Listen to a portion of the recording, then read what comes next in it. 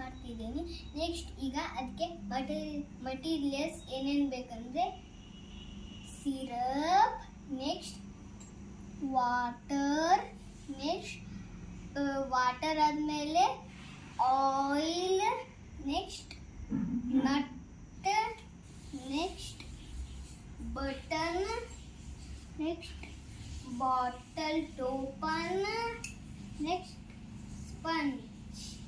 ಈಗ ನಾನು colour mix ಮಾಡಿದ್ದು ನೀರಿನ ಇದರೊಳಗಡೆ ಹಾಕ್ತಿದ್ದೇನೆ. ನಾನು ಹಾಕ್ತಿದ್ದೇನೆ. ಕ್ಯಾಮ್ರಾಮ್ಯಾನ್ ಇಷ್ಟೇ ಸಾಕಾ? ಇನ್ನೇ ಹಾಕ್ಲಾ? ಸಿರಪ್ ಬೇಕು. ಈಗ ನಾನು ಸಿರಪ್ ಹಾಕ್ತಿದ್ದೇನೆ ನೋಡಿ ಗೈಸ್.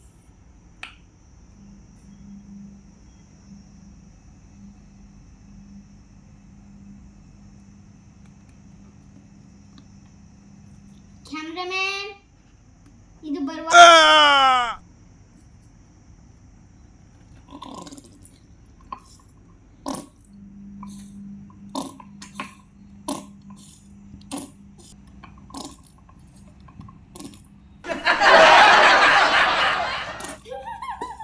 ಏನ್ ಹಾಕ್ಬೇಕಂದ್ರೆ ಆಯಿಲ್. ಕ್ಯಾಮ್ರಾಮ್ಯಾನ್ ನೋಡಿ ನಾನು ಎಷ್ಟು ಹಾಕುತ್ತೇನೆ ಅದಕ್ಕೆ ಸಾಕಣಿ. ಕ್ಯಾಮ್ರಾಮ್ಯಾನ್ ಸಾಕುವಾ? ಸಾಕು. ಈಗ ನಾನು ಇದನ್ನೆಲ್ಲ ಹಾಕಿದ್ದೇನೆ ನೋಡಿ ಗೈಸ್. ನೆಕ್ಸ್ಟ್ ನಾವು ಏನು ತಗೋಬೇಕಂದ್ರೆ ಫಸ್ಟು ಸೆಟಲ್ ಆಗಬೇಕಂದ್ರೆ 15 ಮಿನಿಟ್ಸ್ ಬೇಕು ನೋಡಿ. ಈಗ ಇದು ಎಲ್ಲ ಈ ಥರ ಮಿಕ್ಸ್ ಅದು ಆಗಿರುತ್ತೆ ಅಲ್ಲ, ಅದು ಸಪ್ರೇಟು ಮತ್ತು ಈ ಥರ ಬಬಲ್ಸ್ ಅದು ಇರುತ್ತೆ ಅದು ಎಲ್ಲ ಹೋಗಬೇಕು. ಅದಕ್ಕೆ ಸೆಟಲ್ ಆಗಬೇಕಂತ 15 ಮಿನಿಟ್ಸ್ ನಾವು ಕೊಡಬೇಕು. ಮತ್ತೆ ಮುಂದೆ ನಾವು ತೋರಿಸ್ತೇವೆ ಅದು ಹೆಂಗಾಗುತ್ತೆ ಅಂತ. ನಾನು ಈ ನಟ್ಟಿನ ಹಾಕ್ತಿದ್ದೇನೆ ನೋಡಿ ಕೆಳಗೆ ಬಿತ್ತು. ನೆಕ್ಸ್ಟ್ ನಟ್ ಆದಮೇಲೆ ನಾವು ಏನು ಹಾಕಬೇಕಂದ್ರೆ ಟೋಪನ್.